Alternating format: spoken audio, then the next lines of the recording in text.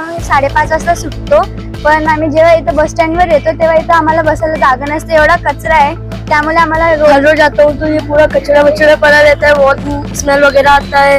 इसको सही करने का तो बैठ सकते हैं क्या? बैठते इधर बैठते हैं, मजबूरी है।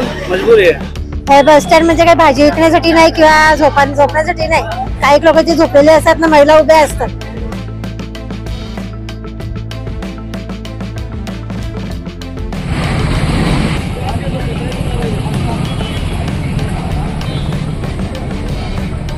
नमस्कार, मी आता आहे वाणा तालुक्यातील कुडूस या ठिकाणी। कुडूस हे येथील 53 गावांची बाजारपेठ। या ठिकाणी मोठ्या प्रमाणात दिवसभर अनेक लोकांची ये जा असते आणि याच कुडूस नाक्यावरून मोठ्या प्रमाणात प्रवासी सुद्धा येत जातात।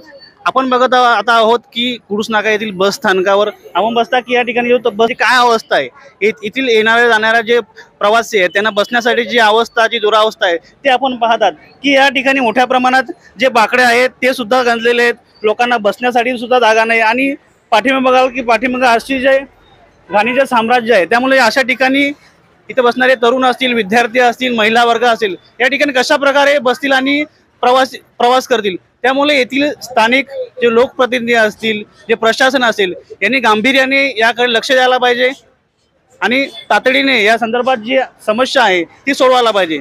त्याच संदर्भात आपण येथील काही स्थानिक नागरिकांशी चर्चा करू की नक्की तुम्हाला येताना जाताना काय त्रास होतो। तुझं नाव काय सांग? अनन्या पाठक। कितीला शिकतो? किती शिकतो तू? मी 7वीला आहे। आता या बस स्टँड मध्ये तुला कसा काय त्रास होतो तुम्हाला जायला?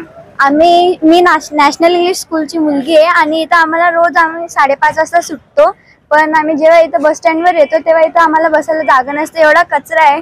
त्यामुळे आम्हाला रोडवर थांबायला लागतं आणि त्यामुळे खूप ॲक्सिडेंट होतात इथं। थँक्यू। अक्षतम पाठक। क्या प्रॉब्लम है? ये बहुत दिनों हर रोज आता हूँ तो ये पूरा कचरा वचरा पड़ा रहता है, बहुत स्मेल वगैरह आता है, इसको सही करने का तो बैठ सकते हैं क्या? बैठते इधर बैठते हैं, मजबूरी है। मजबूरी है। त्रास होतो तुम्हाला आपल्या या बस स्थानकामध्ये? बस स्टँडचा तर खूप त्रास आहे, अनेक वर्षापासून ही परिस्थिती आहे बस स्टँडची। इथे कोणत्याही ग्रामपंचायत किंवा कोणत्याही खासदार आमदाराचा निधी यावर खर्च केला जात नाही। वास्तवामध्ये ग्रामपंचायतीकडे करोडो रुपये उत्पन्नाचं असताना सुद्धा इथे हे बस स्थानक व्यवस्थितरित्या झालं पाहिजे।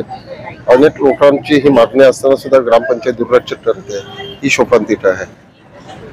ताई, काय वाटते? आज या ठिकाणी अनेक महिला उभ्या आहेत, परंतु त्यांना जी बस स्थानक या ठिकाणी बसाची कुठलीही सुविधा आपल्या कुडूस सारखा एवढा मोठा गाव आहे आपलं, हे सुविधा नाही आहे। महिलांसाठी आपण काय सांगायला प्रशासनाला? महिलांसाठी सांगेन म्हणजे सुविधा झाली पाहिजे, बस स्टँड चांगलं झालं पाहिजे, महिलांना बसायची सोय झाली पाहिजे। हे बस स्टँड म्हणजे काही भाजी विकण्यासाठी नाही किंवा झोपण्यासाठी नाही, काही लोक जे झोपलेले असतात ना, महिला उभ्या असतात, तर ते बस स्टँड झालं पाहिजे।